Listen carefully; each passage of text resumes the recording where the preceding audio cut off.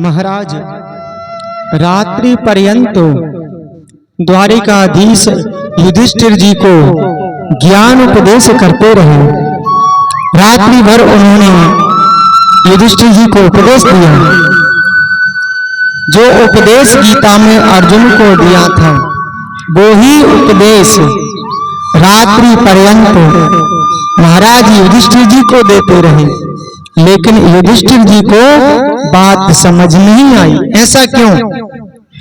क्योंकि अर्जुन ने जब गीता का उपदेश सुना था, अर्जुन के मन में भगवान के प्रति शिष्य का भाव था, कृष्ण को गुरु माना, और युधिष्ठिर की दृष्टि में कृष्ण बालक हैं, छोटे हैं। बालक की बातों पर अधिकतर लोग विश्वास नहीं करते। कहने का भाव बताने वाले के प्रति मन में श्रद्धा हो, विश्वास हो। यह प्रयास करो कि जो वो कह रहे हैं उसे हम जीवन में उतारें। भगवान समझ गए कि युधिष्ठिर जी को मैं कितना भी समझा लूं, भैया की समझ में नहीं आएगा, लेकिन यह राजा बनने वाले हैं, इन्हें समझाना तो होगा। भगवान ने सोचा युधिष्ठिर जी को यदि भीष्म पितामह समझाएं तो जल्दी समझ जाएंगे। भगवान के मन में भाव आया कि मैं भीष्म पितामह के श्री मुख से इन्हें उपदेश कराऊं। मेरे गोविंद पांडवों को साथ लेकर द्रौपदी के साथ पितामह के पास आए। रोम रोम में जिनके बाण छिदे हुए हैं, सारा शरीर सैकड़ों बाणों से विच्छेदित हो रहा है, एक एक बूंद करके जिनके शरीर से सारा रक्त निकल चुका है। जब भीष्म पितामह ने पांडवों के मध्य गोविंद को आते देखा, पितामह के नेत्रों से अश्रुधारा बह चली। मन ही मन गोविंद को प्रणाम किया। नेत्रों से अश्रु बहे जा रहे हैं। कन्हैया से बोले, मेरी मृत्यु को सुधारने के लिए आपका आगमन हुआ। मैं बड़ा भाग्यवान हूं, मैं बड़ा पुण्यात्मा हूं। आज आपके दर्शन हुए महाराज। कृष्ण ने पितामह को प्रणाम किया। पितामह आपको नमस्कार करता हूं। ये देखो आपके पौत्र पांडव हैं, इन्होंने महाभारत के युद्ध में विजय को प्राप्त किया। ये राजा बन गए, भारत के सम्राट हो गए। आपके पास आए हैं, आपको प्रणाम करते हैं। महाराज द्रौपदी भी साथ आई है, आप इन्हें उपदेश करिए। आपका जीवन बड़ा लंबा रहा है, आपने जीवन में जो अनुभव किया उसके माध्यम से आप इनका मार्ग प्रशस्त करें। भीष्म पितामह बोले, कन्हैया सब कुछ जानते हुए भी दूसरों को आदर देना कोई तुमसे सीखे।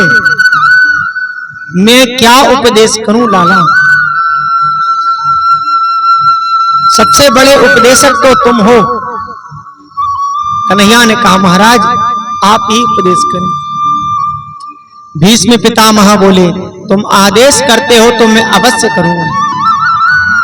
आंखें खोलकर पांडवों को देखा और देखते ही बोल पड़े, दान धर्मान राज धर्मान मोक्ष धर्मान विभाग सा।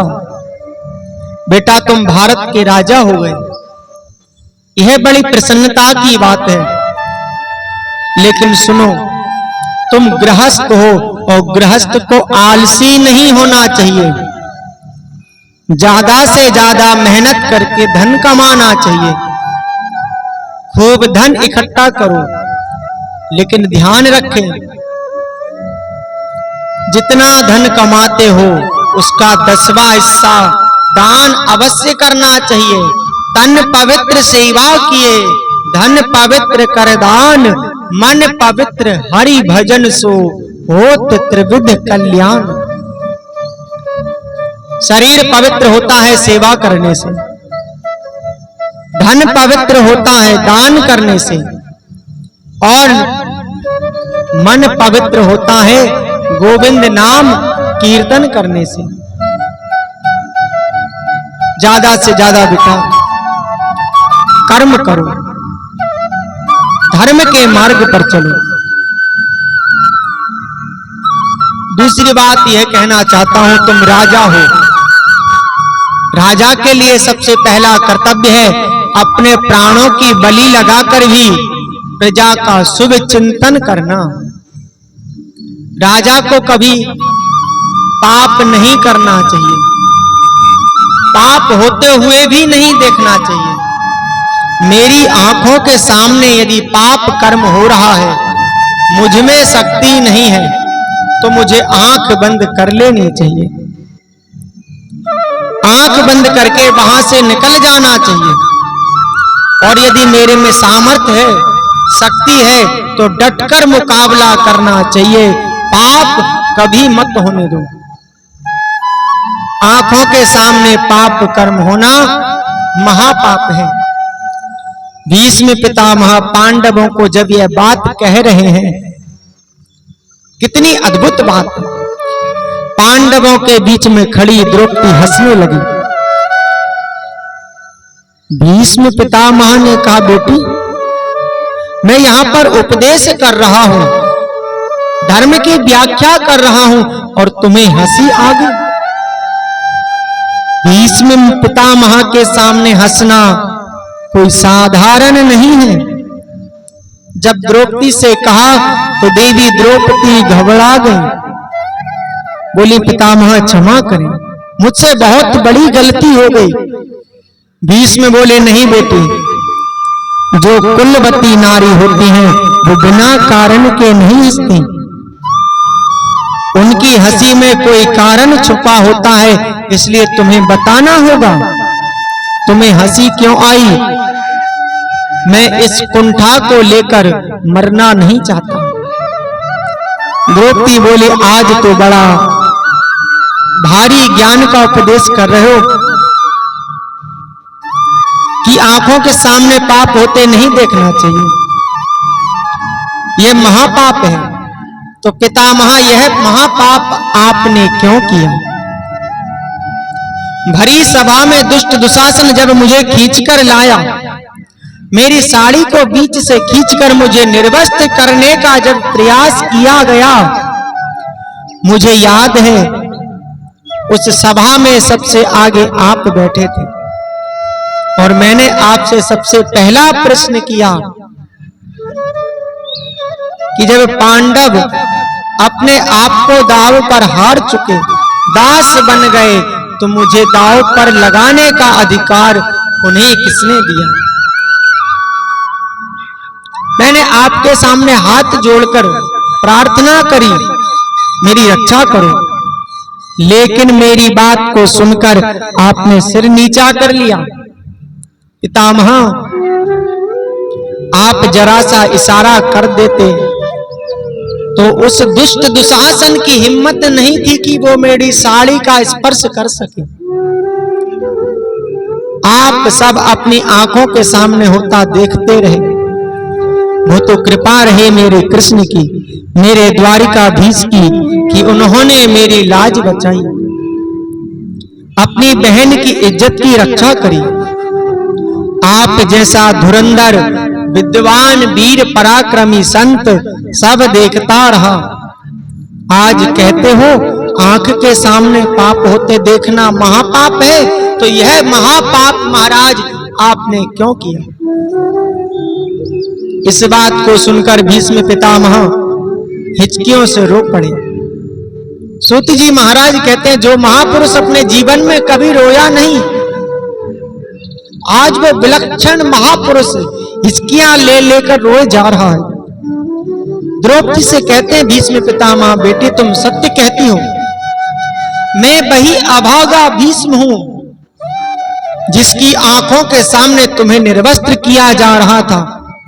परंतु बेटी क्या तुम जानती हो, आज 54 दिन हो गए बाणों की सैया पर पड़े हुए मुझे।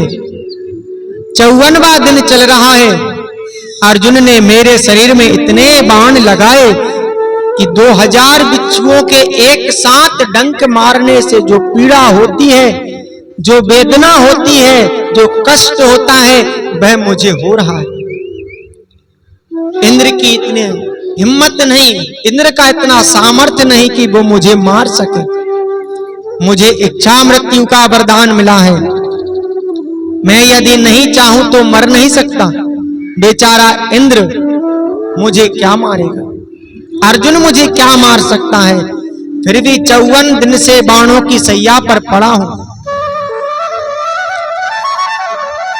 मेरे शरीर से एक एक बूंद रक्त निकल गया। बेटी, इस पूरे कष्ट को मैं सह रहा हूं। अब मेरा शरीर शुद्ध है, मेरी बुद्धि भी शुद्ध है। यह सब हुआ था दुर्योधन के दूषित अन्न से।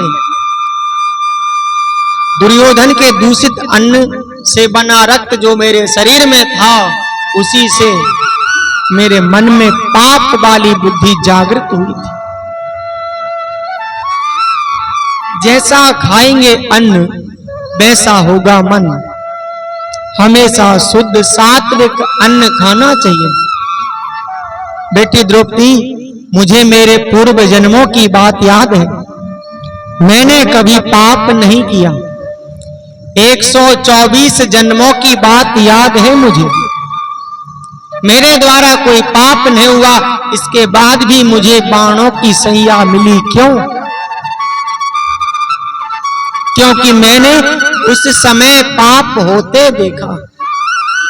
भगवान द्वारिकाधीश बोल पड़े, पितामह आपने कोई पाप नहीं किया। आपने अगर पाप किया होता तो मैं आपको दर्शन देने नहीं आता। परम दयालु परम कृपालु हैं द्वारिकाधीश।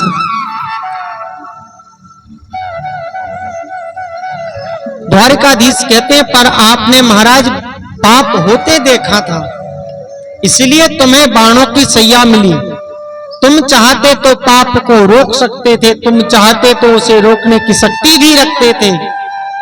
भीष्म पितामह बोले, उसी पाप का प्रायश्चित कर रहा हूं मैं। और असली बात यह है कि दुष्ट दुर्योधन का दूषित अन्न खाने से मेरी बुद्धि बिगड़ गई। मुझे क्षमा करो। पांडवों को सुंदर उपदेश किया। देवी द्रौपदी ने चरण पकड़कर कहा, बाबा आपके मन को कष्ट देने का मेरा कोई मंतव्य नहीं था। भीष्म ने चारों तरफ से मन को हटाया और टकटकी लगाकर कृष्ण की ओर देखते रहे। कृष्ण की बड़ी सुंदर उन्होंने स्तुति की। भीष्म पितामह ने गोविंद को निहारते हुए पांडवों से कहा, अब मुझसे कोई भी प्रश्न मत करना। अब मैं किसी से कोई वार्ता नहीं करूंगा। भीष्म ने गोविंद से चर्चा की, मन ही मन गोविंद को प्रणाम किया। कन्हैया से कहते हैं, इतिमति रूप कल्पिता विप्रसणा भगवती सात्वत पुंगवे विभुन्नी। पितामह श्री कृष्ण से कहते हैं, मैंने जीवन में कुछ मांगा नहीं आपसे, लेकिन आज मैं आपसे कुछ मांगना चाहता हूं। मेरे मन में बड़ी इच्छा है आपसे कुछ मांगूं। मेरे गोविंद ने कहा, कहिए क्या इच्छा है? भीष्म पितामह ने कहा, मेरी एक पुत्री है, उसको मैं आपको समर्पित करना चाहता हूं।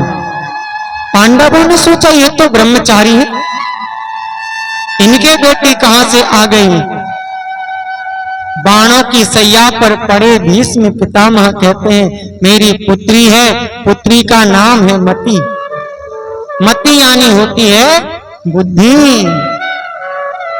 भीष्म पितामह कहते हैं, अपनी बुद्धि रूपी पुत्री मैं आपको समर्पित करना चाहता हूं।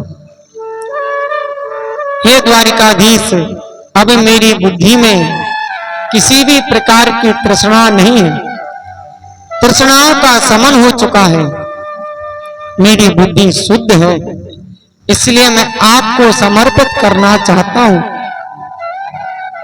भगवान, मैं आपकी वो झांकी कैसे भूल सकता हूं, वो चिन्मयी आनंदमयी झांकी, युद्ध में जहां हम दोनों आमने सामने थे।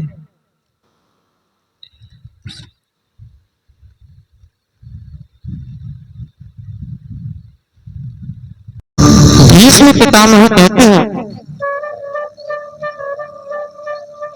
ये कृष्ण आपकी वो झांकी में कैसे भूल सकता हूं, आपकी वो चिन्मय झांकी महाभारत के युद्ध में जहां दोनों ओर के बाणों की बौछार हो रही थी, कौन सा बाण छाती के टुकड़े टुकड़े करके निकल जाए, ऐसी कठिन परिस्थिति में गीता जैसे महान धर्म ग्रंथ का उपदेश करना, ये आपके अलावा किसी और के बस की बात नहीं।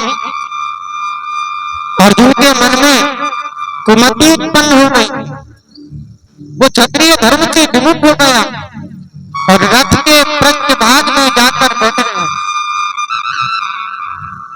तो आपने हाथ में लिया चाबुक, ऐसी सुंदर झांकी आपको किसी उपदेशता की नहीं मिलेगी। एक हाथ में घोड़े की लगाम और एक हाथ में चाबुक और गीता जैसे सुंदर दिव्य आत्म उपदेश करना, यह सिवा कृष्ण की कोई और के बस की बात नहीं है। भीष्म पितामह कहते हैं, आप जैसा कृपालु कोई हो नहीं सकता।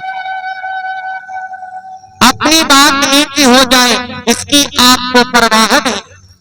कन्हैया कभी अपनी बात की परवाह नहीं करते। उनकी इच्छा तो एक ही है कि भक्त की इच्छा सदैव ऊंची होनी चाहिए। मेरे गोविंद ने प्रतिज्ञा की थी, अर्जुन मैं तुम्हारे रथ को चलाऊंगा, लेकिन महाभारत के युद्ध में अस्त्र शस्त्र नहीं उठाऊंगा। और इधर कौरवों के सेनापति भीष्म पितामह बने, तो महाराज भीष्म पितामह ने भी प्रतिज्ञा करी। युद्ध चल रहा है, मध्यकालीन युद्ध में भीष्म पितामह ने प्रतिज्ञा करी, आज जो हरिहीना शस्त्र कहाऊं, तो लाजू गंगा जननी को मैं शांतनु पुत्र न कहूं। यदि मैंने कृष्ण के हाथ से शस्त्र न उठवाया तो मैं गंगा का पुत्र नहीं कहलाऊंगा, शांतनु बिहारी नहीं कहलाऊंगा। भीष्म ने प्रतिज्ञा कर ली। जब अर्जुन के रथ के सामने विराजमान है श्री कृष्ण, महाराज भीष्म ने बाणों की कहिया की बौछार, 10-5 बाण अर्जुन के घोड़ों पे लगा, 10-5 बाण अर्जुन पर भी लगे। भगवान अर्जुन से बोले, कुछ करते क्यों नहीं? अर्जुन बोले, इनके बाण पार निकल जाते हैं, मैं कुछ कर नहीं पाता गोविंद। ऐसी बाणों की बौछार उस वृद्ध महापुरुष ने लगाई, 2-4 बाण तो श्री कृष्ण के चरणों में आ गए।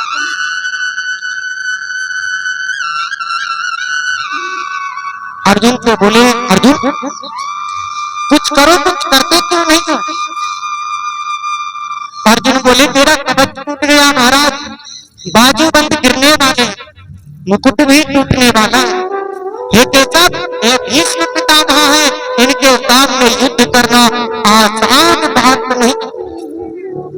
मेरे गोविंद ने देखा, ये पितामह तो अर्जुन को मार ही डालो। अपनी सारी प्रतिज्ञाएं भूल गए, रथ से नीचे कूद पड़े। सामने पड़ा था एक रथ का टूटा हुआ पहिया,